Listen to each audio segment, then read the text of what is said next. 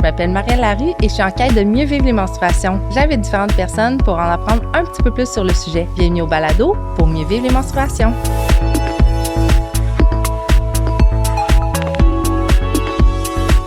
Salut les filles, comment ça va? Hi, toi? Oui, merci d'être venue nous parler de sexualité pendant les menstruations au balado. Est-ce que vous pouvez commencer par vous présenter pour les personnes qui ne vous connaîtraient pas?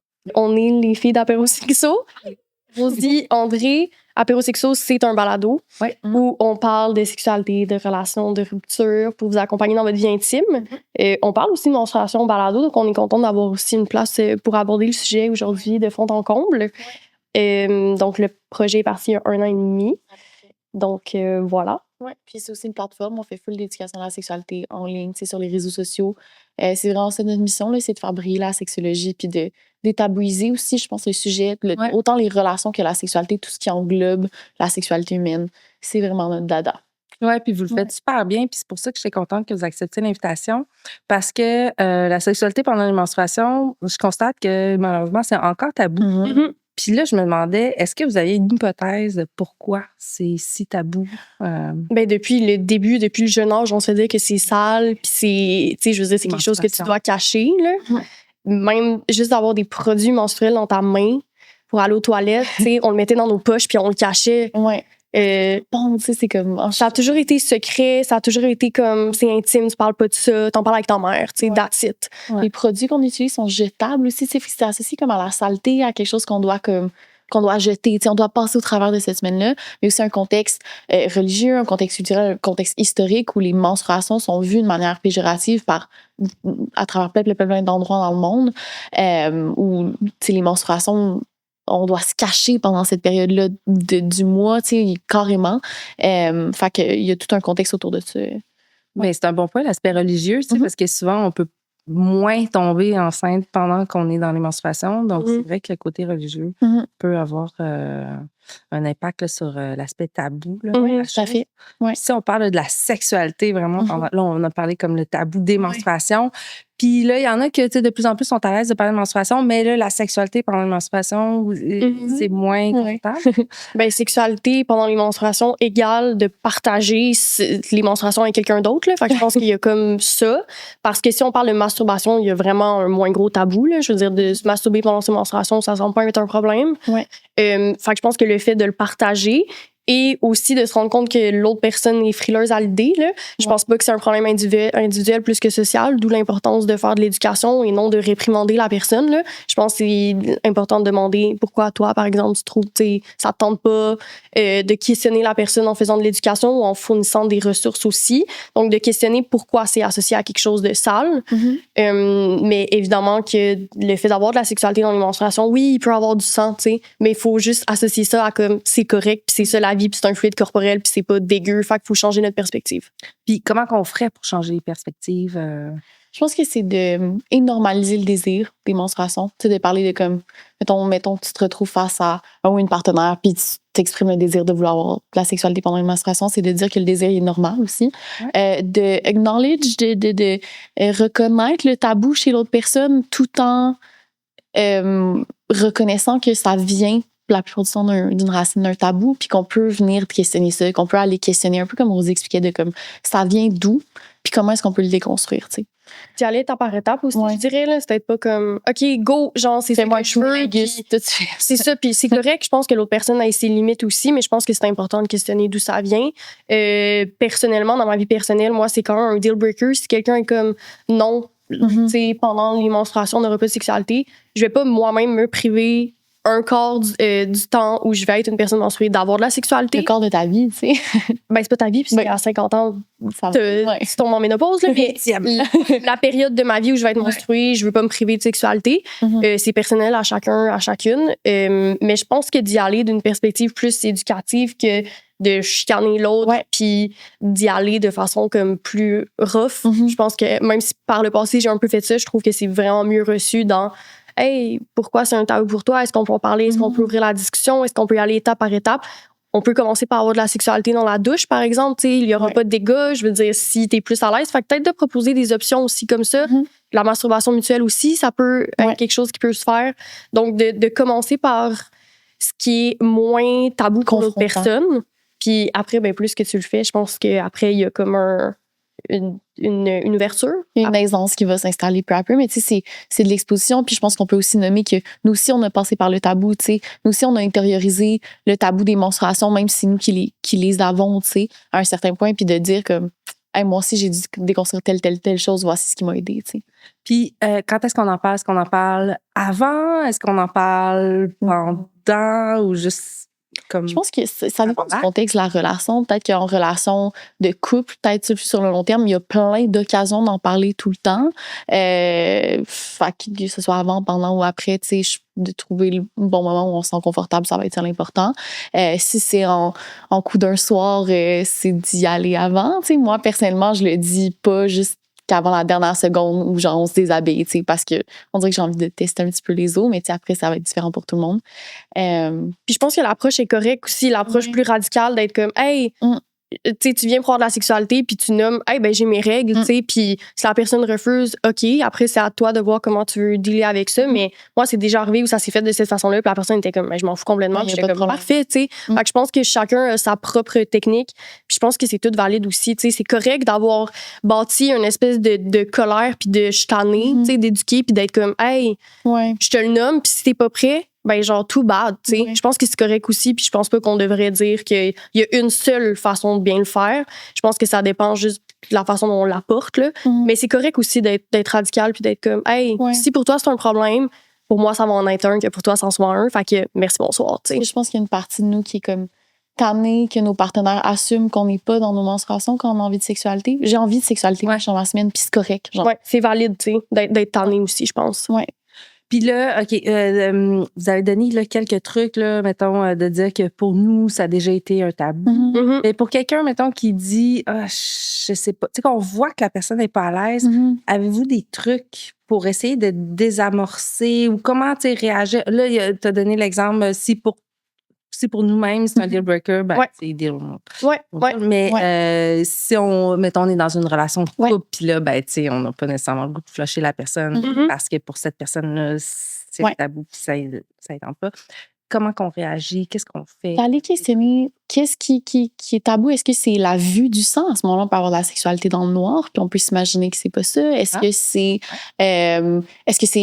j'ai pas envie de laver mes draps autant de fois, tu sais, pendant une semaine. C'est correct, là. Des fois, tu sais, on n'a pas envie d'utiliser du lubrifiant pour cette raison-là, ou tu sais, ben, on va utiliser des serviettes, on va s'acheter un piqué, une espèce de serviette imperméable, tu sais, comme...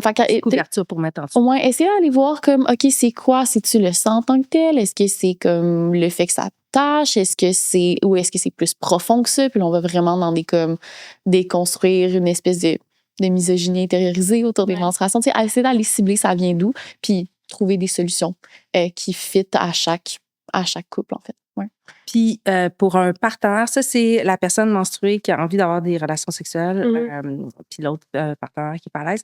Si c'est nous-mêmes, on n'est pas à l'aise, mais que c'est notre partenaire, lui, qui a envie, comment qu'on... Ben moi, je ferais de la désensibilisation étape par étape. Là. Fait que de commencer par de la masturbation seule avec soi-même, puis après, peut-être ça peut être dans la douche, etc., pour comme se désensibiliser. Mais c'est correct aussi de juste être comme, ben non, je veux pas, puis ça me tente pas. Après, on peut questionner d'où ça vient. Mais il y en a pour qui c'est pas une période où ils ont envie d'avoir de la sexualité, puis c'est correct. Fait que je pense que l'important, c'est de s'écouter. Puis c'est pas parce que là, on est en train d'avoir une discussion ouverte sur le sujet, puis de dire que pour nous, c'est un deal breaker, que pour toi, c'est obligé d'en être un, tu sais. Fait que je pense que c'est correct aussi. Puis le cheminement peut se faire étape par étape, comme il peut rester à l'étape 1 de comme, ben moi, non, ça me tente pas, puis c'est vraiment correct. D'autres trucs plus comme pratique si jamais la désensibilisation, tu sais, étape par étape, c'est quelque chose qui intéresse. Commencer par-dessus la culotte. On est full capable de faire une stimulation clitoridienne par-dessus les sous-vêtements. Fait que ça peut être ça. Utiliser des jouets, comme ça, c'est pas les mains qui touchent directement, tu sais, que des espèces d'alternatives. Il y a des espèces de petits condoms de doigts qui existent aussi. Utiliser des digues dentaires, tu sais. Fait qu'il y a des moyens comme barrières où on peut tranquillement s'exposer à notre sang menstruel puis devenir de plus en plus à l'aise avec. Puis les petits condons de doigts, je trouve ça super mignon. Là, souvent, j'imagine qu'on trouve plus ça dans le département de cuisine. C'est plus les cuisiniers qui... Exact. Et c'est pas à la pharmacie dans le département des son nom-là. Puis là, on parle beaucoup là, du côté tabou, mais le côté physique, parce que là, tu l'as mentionné, Rosie, il y a des personnes pour qui, pendant les menstruations, la sexualité est vraiment amplifiée, la libido. Puis il y en a que pour d'autres, elles tombent vraiment à plat, probablement dû aux douleurs, etc. Mais qu'est-ce qui fait en sorte qu'est-ce qui explique physiquement ou psychologiquement que pour certaines personnes, il y a plus de libido alors que pour d'autres, pas du tout? Il y a plein de facteurs. Tu sais, comme c'est une expérience singulière qui va être vécue puis qui va être reçue différemment par notre corps, par notre état d'esprit.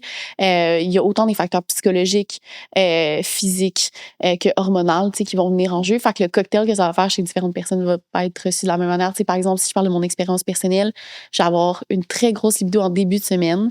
Puis une fois que mes crampes se terminent, pour une raison ou une autre, j'ai plus envie. Puis je pense que c'est l'effet des endorphines, tu sais, qui vont venir soulager les crampes menstruelles, qui me donnent une envie d'avoir de la sexualité. Il y a l'aspect érotique de la lubrification naturelle que les menstruations donnent. Fait qu'une fois que mon flot descend, là, tout d'un coup, ça me tente plus. Alors que pour d'autres, il n'y aura aucune excitation au début du cycle parce qu'il y a une baisse complète de progestérone puis d'estrogène dans la phase lutéale juste avant. Puis là, ça va, tu sais, une espèce de dry spell. C'est une diminution d'estrogène et augmentation de progestérone dans la phase lutéale, juste avant. C'est pas la diminution des deux? Non. OK. Mais c'est pas grave. Mais de toute façon, ça a un impact différent selon la personne. Absolument. Ouais. Puis est-ce que ça peut varier aussi d'un cycle à l'autre? J'imagine que oui. Ben oui. Je veux dire, il y a tellement de facteurs aussi environnementaux, là, je veux dire, de comment tu te sens en ce moment-là, le stress que tu vis, l'anxiété que tu vis. Fait que je veux dire, oui, les hormones peuvent expliquer une partie, mais je veux dire, c'est pas vrai pour tout le monde. C'est pour ça que de juste se fier sur les changements physiologiques, c'est pas assez. T'sais. Il y a plus à prendre en compte, d'où pourquoi c'est personnel à chacun. Puis c'est correct de pas être capable de se l'expliquer pourquoi ça varie aussi de cycle en cycle, d'y aller vraiment avec comment on se sent, puis de pas se forcer, mais aussi d'accepter que ça nous tente pas puis qu'on a moins de désir, c'est correct. Oui, il y a des cycles où on va avoir plus de fatigue que d'autres, plus de stress que d'autres, ou qu'on va avoir envie de plus proximité que d'autres, justement parce qu'on est fatigué. Fait que c'est vraiment variable. Ouais.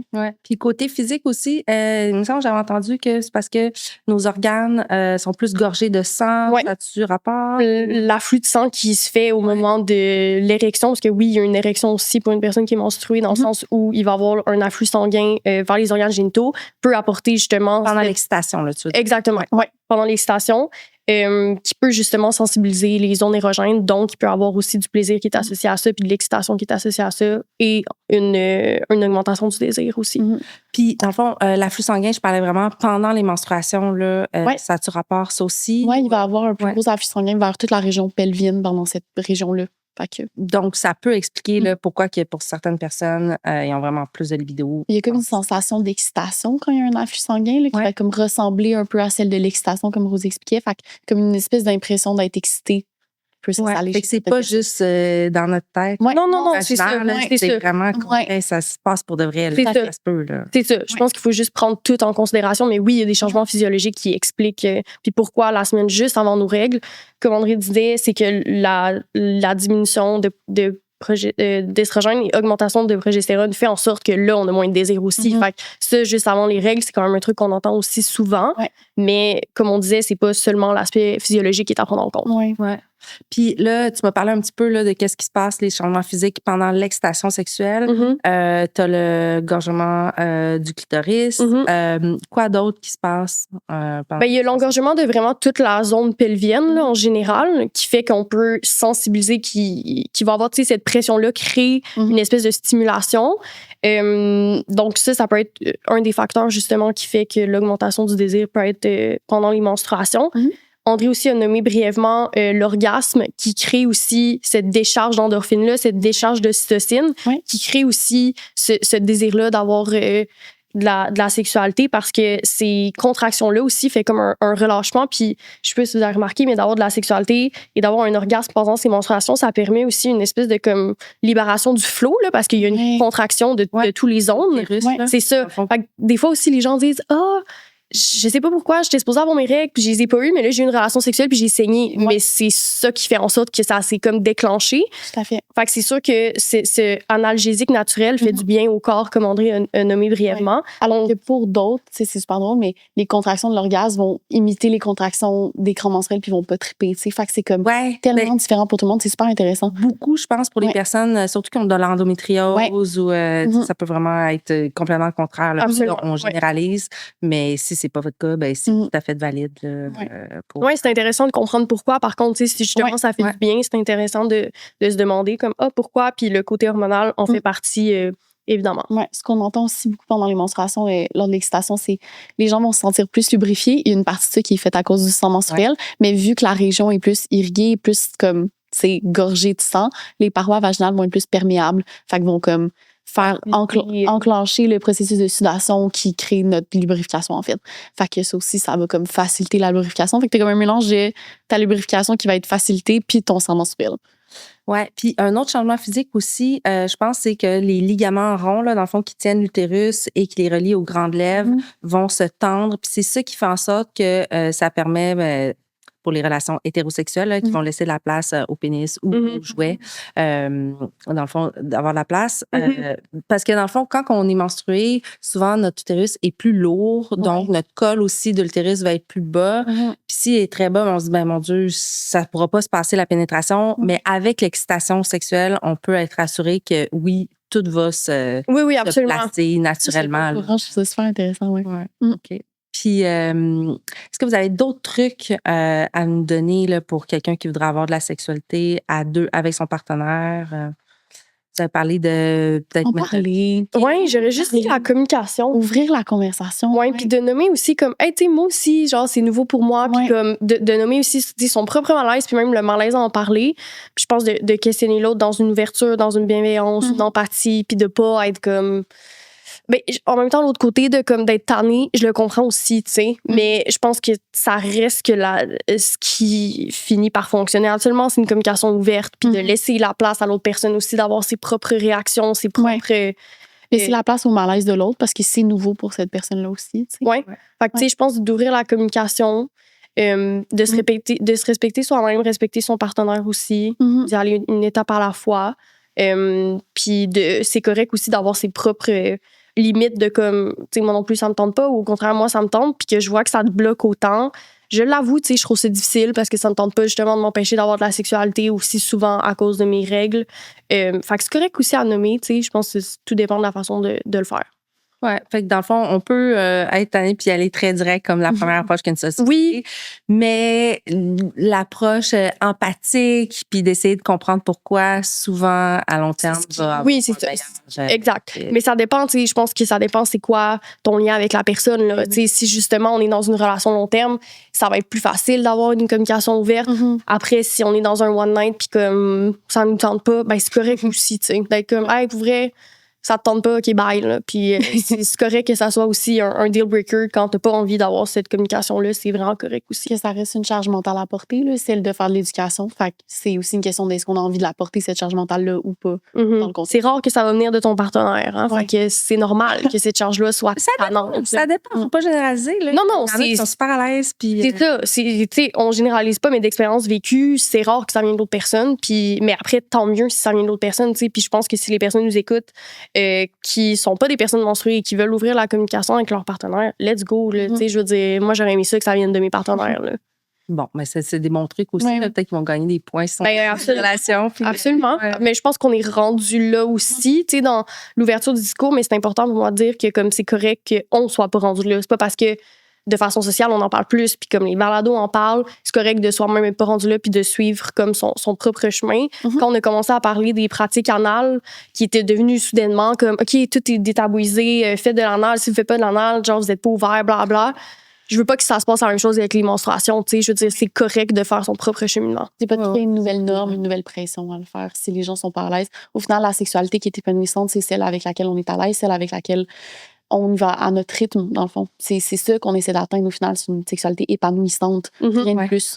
Ouais, vraiment, là. Mm. Puis, côté pratique, là, vous avez parlé qu'on peut faire sous la douche Ouais. pour éviter le lavage. Mhm. Il y a les piquets ou les serviettes ou les couvertures aussi, là, parce que des fois, on n'a pas nécessairement envie de mettre notre vieille serviette. Là. Mhm. Donc, il y a des couvertures qui sont faites pour ça. Puis même imperméables en dessous là, pour éviter que ça traverse. Exact. Y a-t-il d'autres trucs que vous avez? Avoir un set de draps de rechange. Moi, j'ai un set de draps comme un peu plus foncé. Un peu pour ça, tu sais. Mais c'était comme, j'avais une vie sexuelle assez active, puis j'avais plusieurs partenaires. Puis quand je tombais dans ma, tu sais, je lave les draps de chaque partenaire, puis j'étais comme, ça va être aussi utile pour quand j'ai des menstruations, puis de la sexualité quand je suis menstruée. Puis ils sont très utiles, ce petit set de draps de rechange-là. Fait que ça aussi, ça peut être un. Évidemment, le disque Fornix, fait qu'un disque menstruel. Ou n'importe quel disque menstruel qui nous convient. Là. Oui.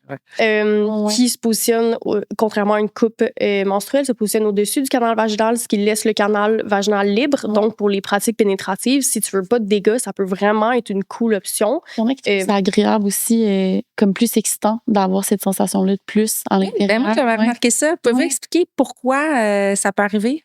Ben moi, de ce que j'ai compris, c'est que ça crée une pression. Donc, il y a comme une zone qui est habituellement pas touchée, qui va être plus sensible. Puis d'avoir aussi un va-et-vient qui peut faire comme bouger la coupe sans comme la faire tomber. Fait que c'est comme des nouvelles sensations. Fait que ces nouvelles sensations-là, qui sont des zones érogènes, évidemment, vu que c'est dans la région génitale, pelvienne, peut apporter justement cette sensation nouvelle.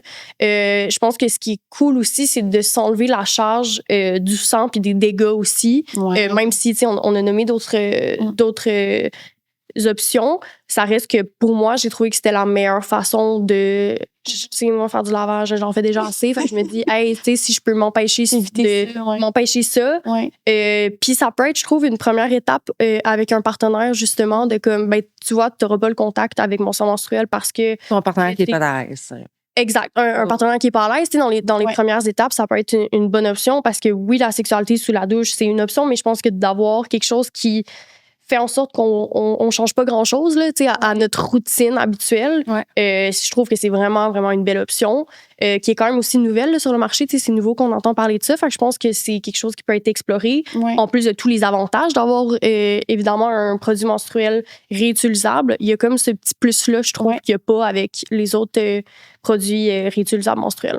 On parle de pénétration, mais mettons, je me rappelle avoir un partenaire qui me disait j'ai vraiment envie de donner des cunnilingus pendant les menstruations, mais je pense que je suis pas à l'aise avec l'effet dans la bouche. Puis là, c'est juste l'idée de mais je vais garder mon tampon.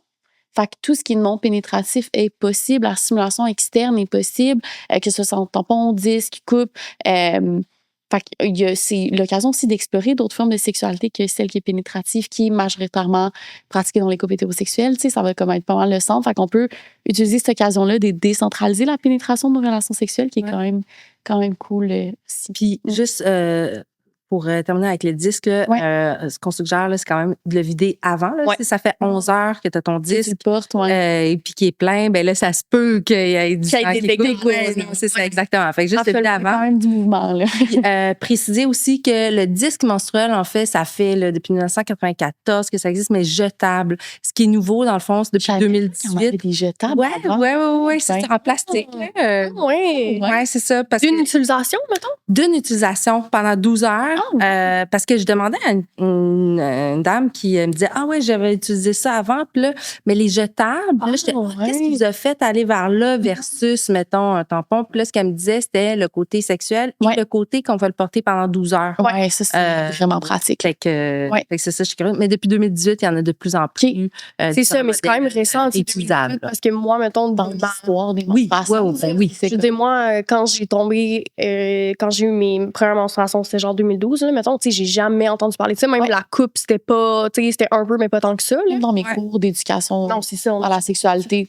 Ah, moi non plus. L'infirmière, elle nous a dit, ben voici. Tampons, serviettes. Voici les serviettes. C'est tout. That's it. Ouais, non, c'est cool ces produits-là parce qu'évidemment, oui, pour l'environnement, mais j'ai les petits plus, justement, de pouvoir le porter 12 heures, de pouvoir avoir de la sexualité sans dégâts. C'est quand même un plus, je pense, qui tend justement à faire changer les gens vers des produits réutilisables. Oui, c'est ça. Ça peut être une option, mais tu sais, puis si ça ne tente pas, c'est bien. C'est ça. Tu sais, je pense que de toute la discussion qu'on a depuis le début, l'important, c'est de s'écouter, de voir ce qui fit pour moi.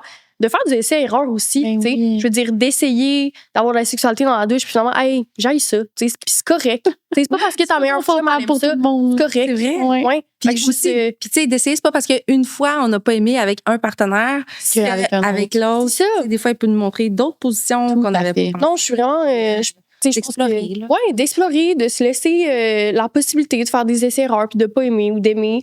Je pense que le problème, c'est de rester dans cette rigidité-là, justement. Fait que je Ouais. pense que l'important, c'est d'avoir une ouverture. De l'autre personne, mais de soi aussi. Là. Fait que je pense que des deux côtés, vous pouvez explorer des choses ensemble. Puis c'est correct aussi de le nommer. Genre, moi aussi, c'est la première fois. Tu sais, vu qu'on l'essaye ensemble, moi aussi, je suis stressée. Moi aussi, ça me tente pas. Ça me tenterait pas de faire un cunnilingus puis d'avoir du sang dans la bouche. Je comprends. Tu sais. Fait que je veux dire, de nommer tous ces trucs-là, puis d'y aller du côté comme d'humain à humain. Là, tu sais, comme on a ce petit problème, voici les solutions, qu'est-ce qu'on essaye ensemble. D'y aller avec de la douceur, honnêtement, là, tu sais, puis d'avoir une belle communication. Puis si la personne est vraiment comme rigide puis réagit mal, ça peut être aussi comme hey, va t'éduquer. Comme on en reparlera parce que des fois d'avoir cette charge là de tout le temps être dans l'éducation, c'est vrai que c'est lourd. Tu sais, je veux dire quand ça fait 5 partenaires que tu as cette discussion là, c'est correct d'être tanné, c'est correct de rediriger vers des ressources aussi là, je veux dire on n'est pas on n'a pas tout le temps envie d'être nos activistes féministes des menstruations à temps plein là, tu sais, fait que je pense que c'est Il y correct, aura un épisode de podcast à et voilà. Absolument. Puis je pense que c'est correct aussi tu sais, de référer sans se sentir mal. Là, tu sais, c'est comme à un moment donné, quand on a eu la discussion plein de fois, c'est comme c'est beau. Là. On n'est pas Mais dans de quand même laisser place à va t'éduquer, mais après ça, on pourra en fait. Absolument qu'il y ait une ouverture. C'est plus la question de comme, tu sais, faut qu'il y ait l'ouverture de l'autre côté. Ouais. S'il n'y a pas ça soit l'ouverture, bien accueilli, tu sais. Ça vous appartient après là, ce que vous faites avec cette personne. C'est dommage. Moi, je pense que ce qui m'aide à. Moi, je suis tout le temps un peu dans l'espèce de comme qui j'essaie de comprendre pourquoi, tu sais. De se rappeler que nous aussi, tu sais, c'était un tabou avant, puis ça en est peut-être encore aujourd'hui. Puis quelqu'un qui n'a jamais eu de contact avec ça, ça peut faire comme. La personne peut être comme au début, comme un peu plus rigide, puis. C'est vrai que c'est frustrant, là. Tu sais, quand toi, t'as fait ton propre cheminement, puis t'en parles avec ton partenaire, enfin, t'es prête, la personne semble complètement fermée. C'est vrai que c'est frustrant, tu sais. Fait que de l'avoir d'empathie envers soi-même. Exact. Puis d'être comme, garde, je comprends que comme ta rigidité, j'aimerais ça que t'ailles comme t'informer ou en donnant peut-être des ressources, ce qui permet de pas être dans des conversations lourdes, tu sais, nous-mêmes pendant des heures, quand il y a des ressources aussi. Moi, ce qui m'a vraiment grandement aidé, c'est me familiariser moi-même avec mes menstruations. Tu sais, Rosie nommait que comme des fois, c'est un tabou pour nous. Je savais même pas que c'en était un, tu sais, avoir utilisé des tampons, même pas tant des serviettes, plus des tampons toute ma vie. C'est comme, poup, tu l'enlèves, tu le jettes, tu l'emballes avant de lécher. Tu sais, c'est comme vraiment, c'est super secret. Puis quand j'ai commencé à utiliser une Diva Cup. Après, je suis allée vers le 10 menstruel. Puis c'est là que j'étais comme, ah, OK, je l'enlève, je le vide dans la lavabo. Je peux jouer avec mon sang, je peux toucher à mon sang, je peux le voir, je peux le sentir. Puis là, de demander à mes partenaires, veux-tu voir c'est quoi enlever un 10 menstruel? Genre, veux-tu comme voir à quel point il y a du sang? Puis comme c'est full en mode curieux, genre, c'est comme, hihi, j'en viens ici, comme on va voir. C'est un fluide corporel comme un autre qu'on a associé à quelque chose de dégueu, je veux dire. Alors que c'est littéralement ça. Puis une fois qu'on s'expose, c'est associé à une blessure. Oui, c'est ça. Donc, mais tu sais, je veux dire, pourquoi le sperme n'a jamais eu cette association-là? Fait que, de le nommer aussi. Puis, tu sais, André, quand on a commencé à utiliser les disques, parce que c'est grâce à toi qu'il nous a fait découvrir ça, une des premières choses qu'elle m'a dit, c'était ça. C'était comme, hey, c'est comme la première fois que je le vois, tu sais. Mais c'est dans ton lavabo chez toi, puis ton lavabo, il est blanc. Puis comme un peu genre plat. Puis là, j'ai vidé dedans, puis là, j'ai vu comme le sang vraiment s'étendre, puis j'étais comme, je vois les petits tissus, genre. Je vois comme vraiment, mais ces espèces de ce qu'on a appelé cailloux toute ma vie, que j'avais jamais vu parce que j'utilisais juste des tampons. Tu sais, on parle de cailloux, mais je vois pas mes cailloux dans mon tampon, là, tu sais. Puis là, d'être comme, oh mon Dieu, je vois, genre, des parties de mon organe, genre, c'est fou, puis d'y être exposé, tu sais. Puis d'exposer mes partenaires à ça, je trouve que ça aide aussi. Puis c'est tellement plus facile puis plus aisé dans la sexualité par après, tu sais. Puis tu réalises que, comme, quand tu commences à avoir la perspective de comme c'est un fluide corporel comme un autre, c'est not that deep. Non, je veux dire, je sais pas pourquoi ça. Je sais pourquoi. Je veux dire, ça a cette réputation là, tu sais, d'être dégueu, mais je veux dire, c'est du sang là, tu sais. Je veux dire, c'est pas. Moi, il y a un des partenaires que j'avais qui était comme, mais moi le sang en tant que tel, genre c'est comme ça m'écoeure, puis tout, je suis comme. Ah, c'est vrai, tu sais, je veux dire, si je me fais une blessure, tu vas me le mettre mon plaster, là, tu sais, fait que je pense que c'est le sang menstruel qui est le problème, fait que genre de questionner. Dissocier du sang, justement, de la blessure aussi, là, de faire ce travail-là. Ça vient pas dans la même place, mais comme. C'est la même affaire. Là, Ouais, c'est t'sais. ça. Fait que je pense, tu sais, de le nommer puis de dire ces espèces de contradictions-là, c'est comme, à quel point, tu sais? Ouais. Puis, on parle de texture. Je trouve ça intéressant ce que tu dis. Parce que, tu sais, oui, tu as des petits tissus comme d'endomètre, mais il peut y avoir aussi des caillots. Puis, ça peut être aussi une façon de voir, ben, tu sais, comme plus on a des gros caillots, des fois, si c'est pas quelque chose qui est régulier pour nous, là, qui est habituel, ça permet aussi d'être un indicateur. Savoir, 100%. est-ce qu'il y a quelque chose que j'ai Ouais. fait ou que j'ai mangé des choses différemment ou le stress, etc. Là. C'est un indicateur de santé, là, un cycle ovarien, un cycle menstruel qui se passe bien, c'est un des indicateurs de santé les plus importants. Là. Puis de voir aussi la quantité, tu sais, ça reste que dans un tampon, c'est comme, il est plein, il est vide, tu checkes pas tant que ça. Puis après, tu sais, d'utiliser un disque, moi, je trouve intéressant de voir comme, OK, jour 1, 2, il y a à peu près la même quantité. 3, 4, 5, ça diminue. Tu sais, juste de voir cette quantité-là. Je trouve ça cool. Ouais. Mais je trouve ça cool aussi de voir qu'il n'y a pas tant de sang que ça. Je veux dire, moi, je pense dans ma tête, les menstruations, c'était comme, je vais perdre des litres et des litres. Mais genre, c'est pas ça, tu sais. Puis même, le nombre de fois que j'ai eu de la sexualité pendant mes menstruations avec des partenaires qui m'ont nommé genre mais il y a presque pas eu de sang. Je suis comme mais non, il y a presque pas eu de sang, tu sais, je veux dire c'est pas mon drap va pas être comme plein de sang là. Fait que j'ai encore de l'éducation de même donc c'est con mais la quantité, je veux dire c'est pas un verre de café là. Fait que comme ces petits trucs là des fois c'est comme ben si personne me le dit mettons en tant que comme 6, je l'aurais jamais su, tu sais. Fait comme de dire ça à son partenaire de genre il n'y en a pas tant, là, du sang. Là. Ben, il y en a pour qui? Il y en a beaucoup. C'est ça, mais je veux dire, on s'entend que c'est pas un verre. Là, c'est entre 30 et 90, ou tu sais, la moyenne, c'est 60 millilitres. 60 millilitres, c'est 4 cuillerées à table. Oui, c'est ça. C'est pas tant que ça. Puis, tu as raison, pour des personnes, ben, tu sais, au contraire, ça va être 250 millilitres. Mais, tu sais, si c'est quelque chose qui est habituel pour nous, ça veut pas nécessairement dire qu'on est en mauvaise santé. Exact.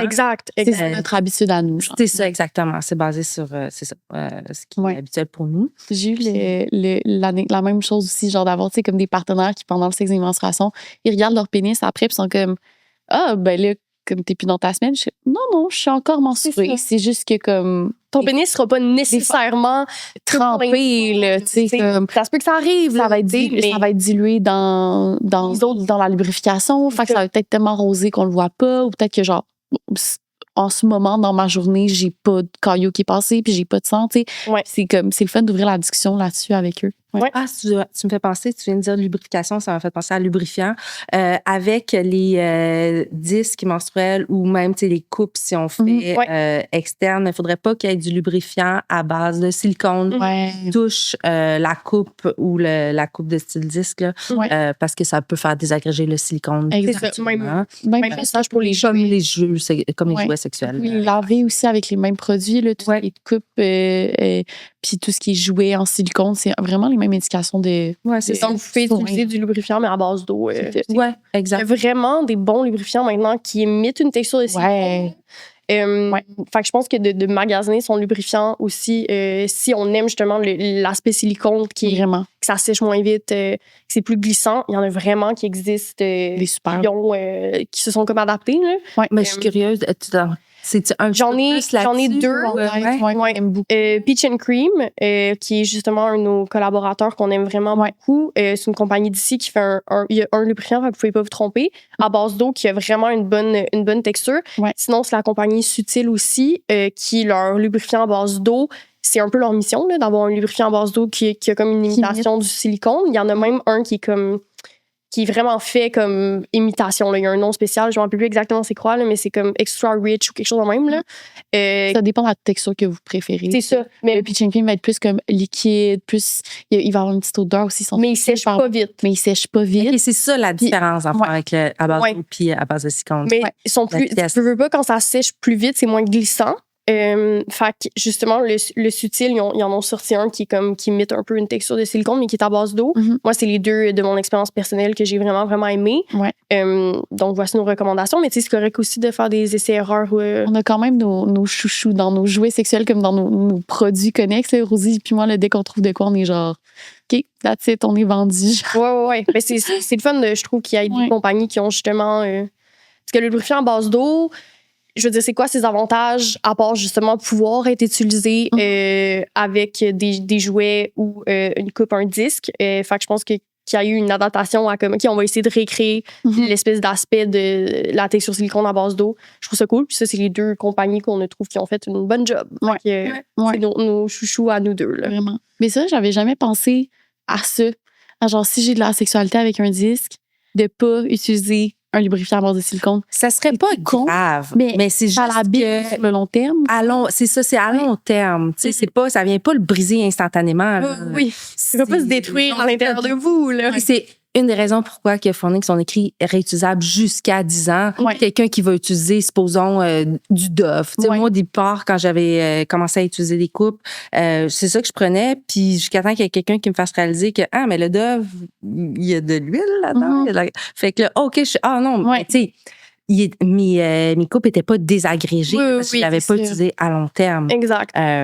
Mais c'est ça, tu sais, les nettoyants, n'importe quoi. Ou, tu sais, moi, j'utilise même Unsalted Company en vrac.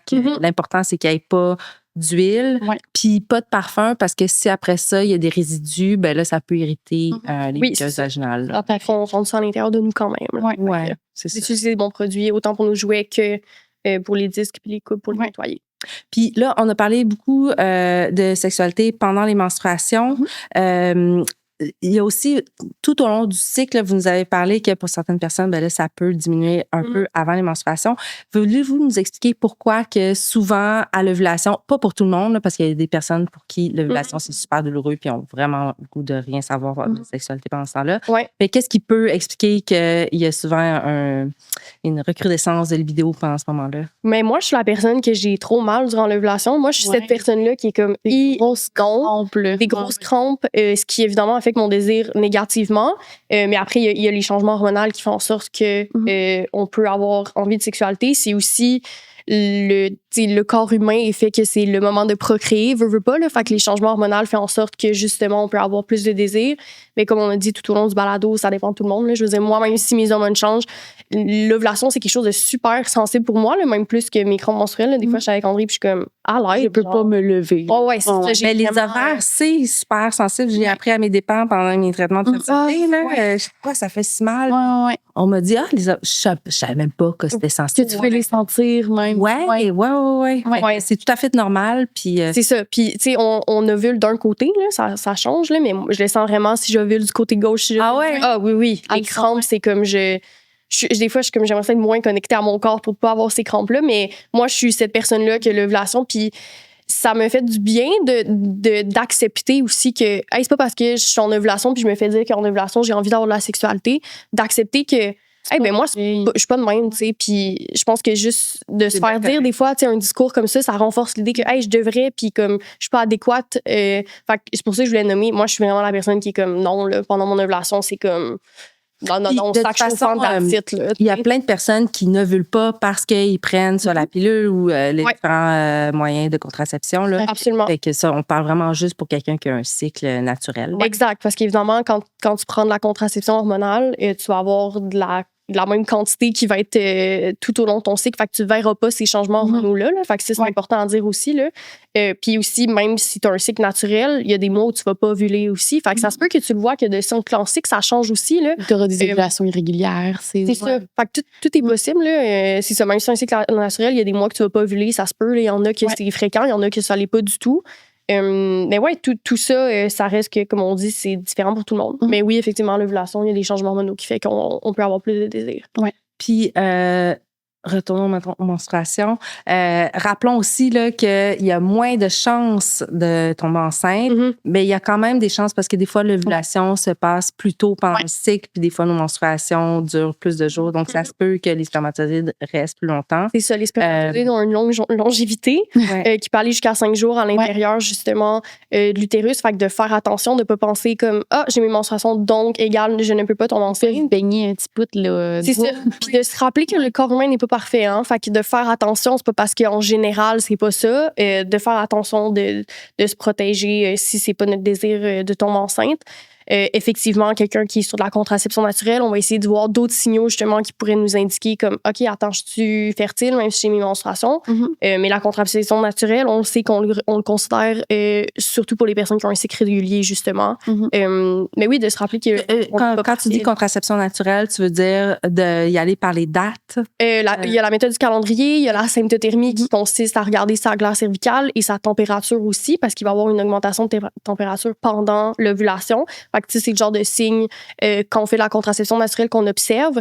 Par contre, quelqu'un qui fait de la contraception naturelle qui a un cycle irrégulier, c'est pas ce qu'on recommande justement parce que les signaux sont pas aussi prédicteurs que justement quelqu'un qui a un cycle régulier. Mais, tu sais, quelqu'un qui a un cycle régulier, qui le suit depuis des mois, effectivement, cette personne-là pourrait réaliser, OK, mais moi, quand j'ai mes menstruations, je suis pas du tout fertile.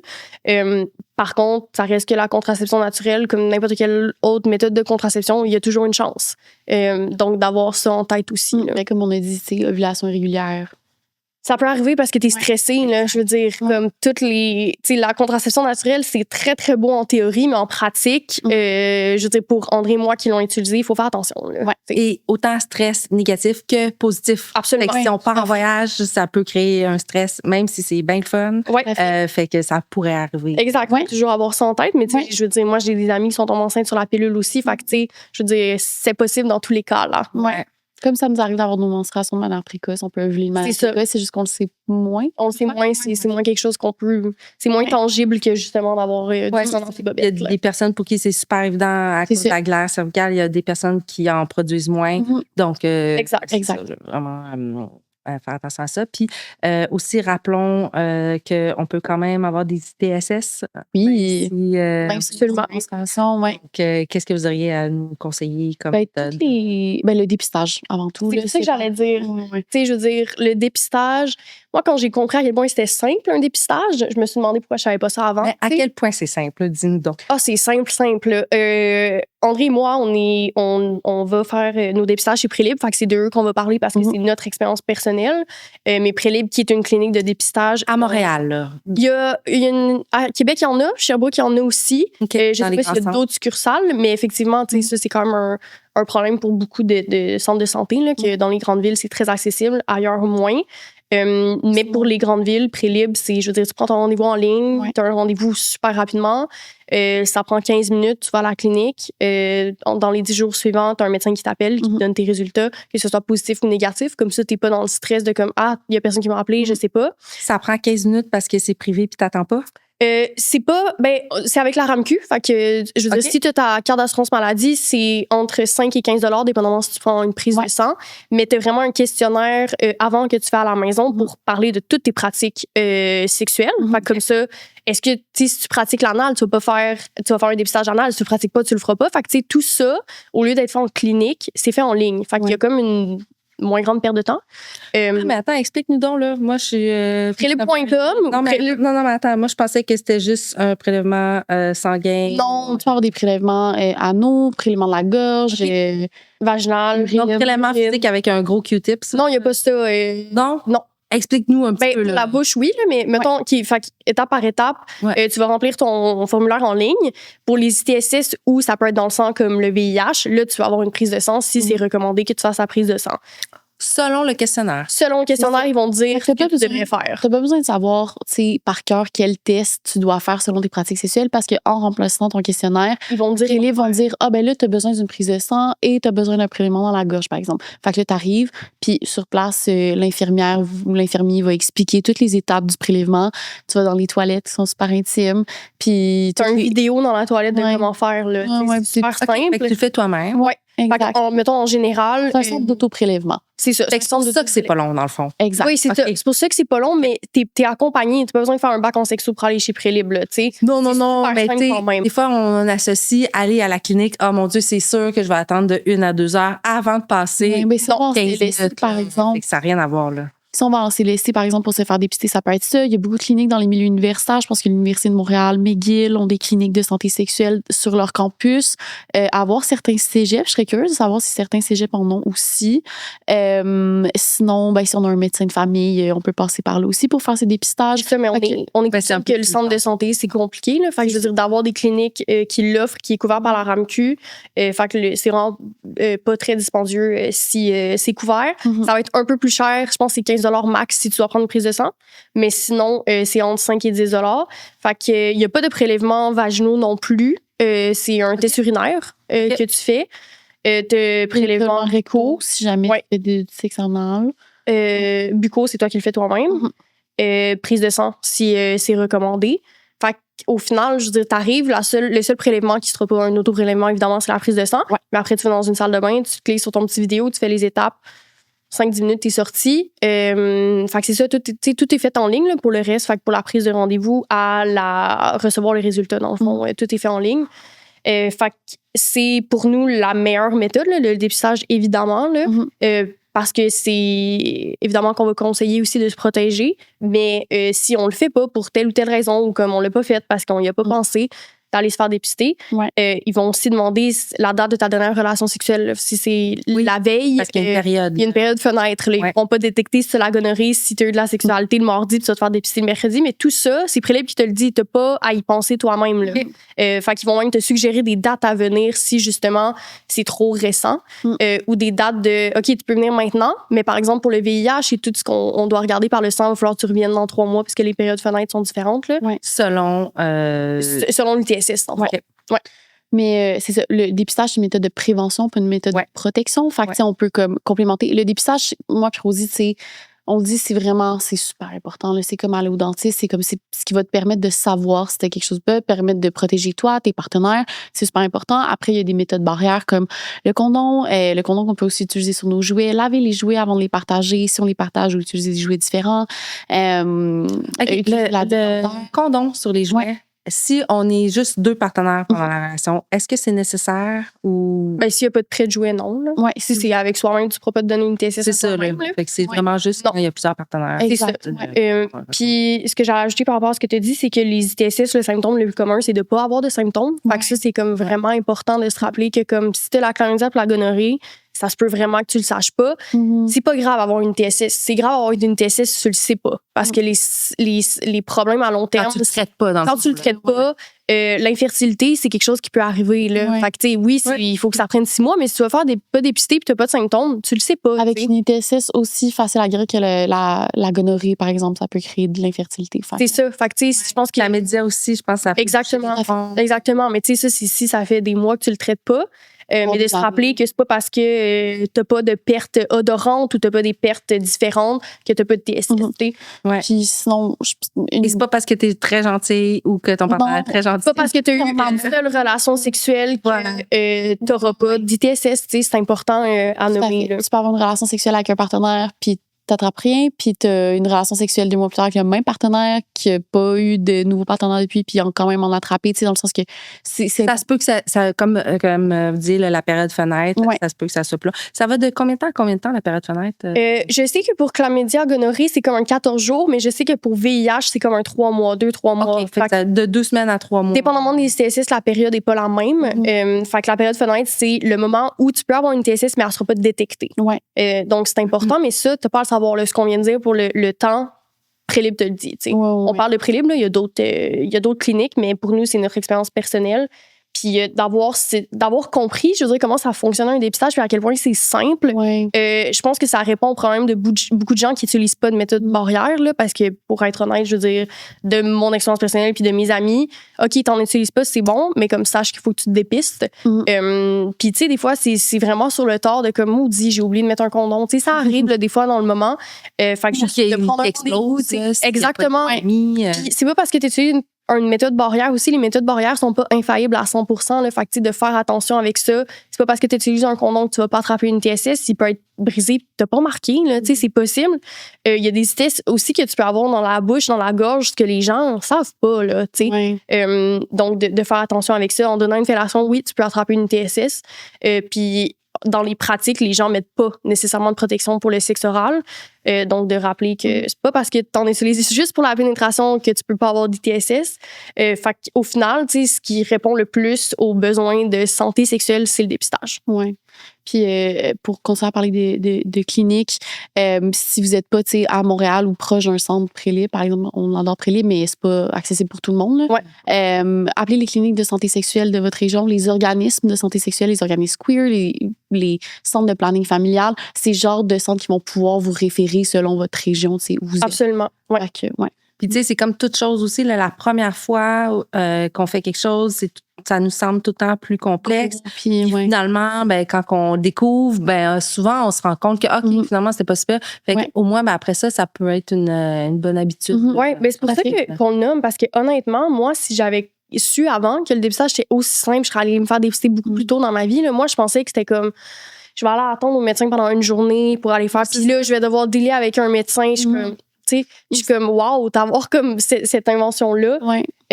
C'est important pour nous de propager la bonne nouvelle parce que je suis comme, wow, une clinique de dépistage aussi simple. C'est comme, je trouve que c'est une option qui est super simple.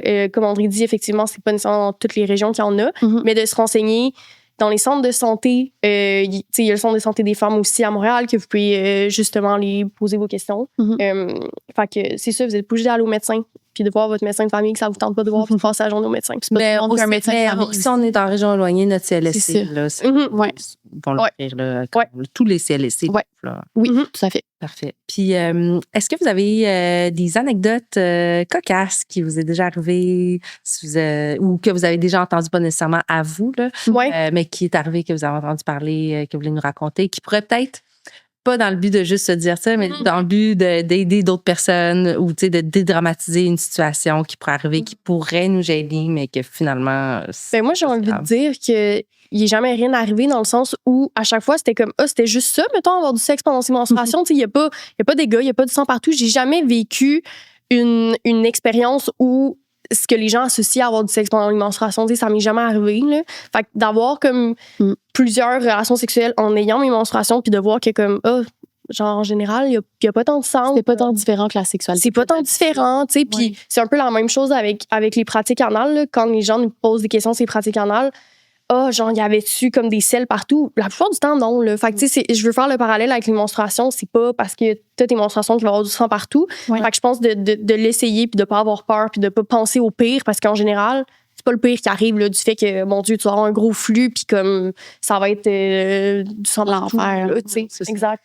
Moi, j'ai un peu nommé tantôt, mais je suis comme pas fine avec certains de mes partenaires. Là. C'est une petite date, là, c'est la première fois qu'on se rencontre, on rentre chez moi pour avoir de la sexualité, puis je vais pas le dire jusqu'à la dernière seconde que je suis en menstruation. OK. Comme une espèce de test de comme, on va voir c'est quoi, tu sais, la réaction. Puis si la personne est à l'aise, évidemment, on force personne à faire quoi que ce soit, là, tu sais, mais comme ça m'en dit sur il est rendu où dans sa déconstruction par rapport aux menstruations, tu sais. Fait que je suis comme, on dirait que je le garde comme un petit Kinder Surprise pour la fin. Je suis comme, en passant, je suis dans ma semaine.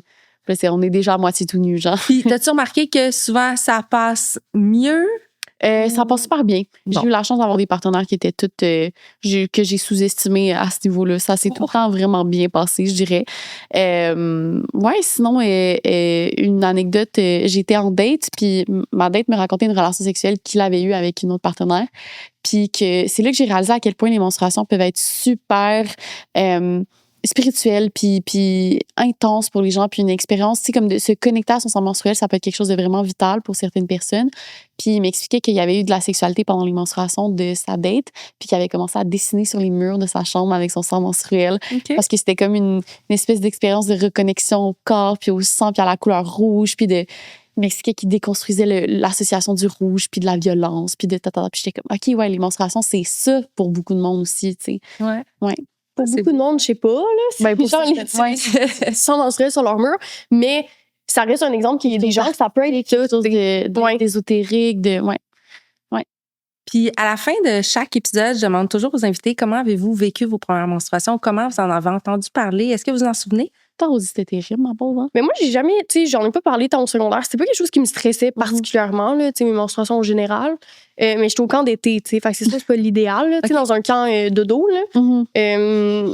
Fait Puis aussi, moi, je pensais que comme, tu sais, t'as tes menstruations la première fois, c'est comme, attention, tu vas perdre des litres et des litres, là, tu sais, Ben c'est oui. ce qui se passe. Peur, là. Fait que je pense que ce que j'avais entendu, j'étais comme, oh mon Dieu, c'est la fin du monde, finalement, c'est bien correct, là. Mais au moins, tu savais que ça allait t'arriver. Ben, tu sais, je Ben, pas que ça allait t'arriver à ce moment-là, là, mais tu savais c'était quoi les oui, je menstruations. savais c'était quoi, là, tu sais, c'était juste comme, crime dans un camp d'été où, genre, il y a beaucoup d'activités aquatiques, je commencerai pas à mettre un tampon la première fois, tu sais. Mais au final, je pense que j'avais juste pas fait d'activité aquatique puis that's it, là, tu sais. Mais. T'avais pas de produits menstruels, j'imagine. Je pense que je suis allée en chercher, mais tu sais, je veux dire, je savais que je voulais pas prendre un tampon pour la première fois, là, tu sais. Fait que j'avais pas mis de tampon. Ça a quand même pris un moment avant que je sois comme, OK, je vais mettre un tampon, je vais rester quelque chose de vraiment gros, là. Tu sais, j'avais jamais eu de relation sexuelle avant, fait que j'étais comme, tu sais, quelque chose qui rentre à l'intérieur de moi. Fait que je sais que j'ai été longtemps sur les serviettes sanitaires.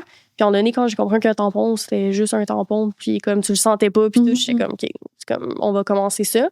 Puis, plus tard est venu les produits réutilisables.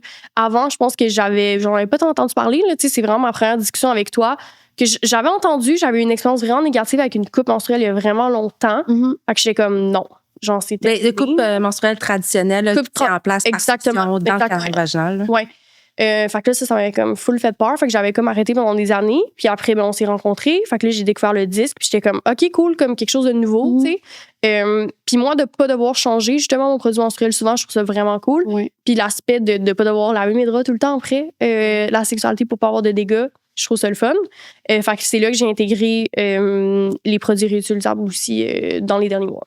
Oui, mais c'est correct. Là, puis, tu sais, oui. plus jeune, ça existe. Ben, pas que ça n'existait pas. Là, on en entendait moins parler. Tu sais, ma mère n'a jamais pris. Il y avait moins de jamais modèles. utilisé ça. Tu sais, fait que j'avais pas entendu parler de ça. OK. Puis, comment t'en avais entendu parler? C'était-tu tes parents, ta mère? Menstruation en général? À C'est juste comme, tu sais, entre amis ou, tu sais, quelque chose de même. Ben, si je t'en souviens pas, c'est que ça n'a pas Non, je me rappelle pas. Non, vraiment pas. Tu sais, je me rappelle pas avoir eu quelque chose à l'école nécessairement. Peut-être ma mère m'en avait glissé un mot. Tu sais, j'étais pas. Quand ça m'est arrivé, j'étais pas comme, oh mon Dieu, qu'est-ce qui se passe? C'est la fin du monde. Là. J'étais juste comme, c'est un peu gossant à ce moment-là, mais un peu that's it, là, tu sais. Tu sais, j'ai pas eu comme de grandes crampes et tout. J'ai été rapidement sur de la contraception hormonale aussi après. Par contre, j'ai reconnecté avec mon cycle menstruel en choix de. J'avais un partenaire après pendant vraiment longtemps, puis c'était un peu le seul moyen de contraception qu'on se faisait dire d'utiliser, mettons. Fait que, tu sais, moi, je pensais que j'allais pas avoir de menstruation douloureuse. Tu sais, j'ai jamais vraiment eu de symptômes. Puis après, quand je suis tombée sur la contraception naturelle, j'étais comme, OK. Comme j'ai des menstruations douloureuses, je sens mon ovulation. Fait que, tu sais, tout le côté comme négatif, je l'ai vécu. Mais pour moi, je préfère utiliser la contraception naturelle et de vivre ces effets-là.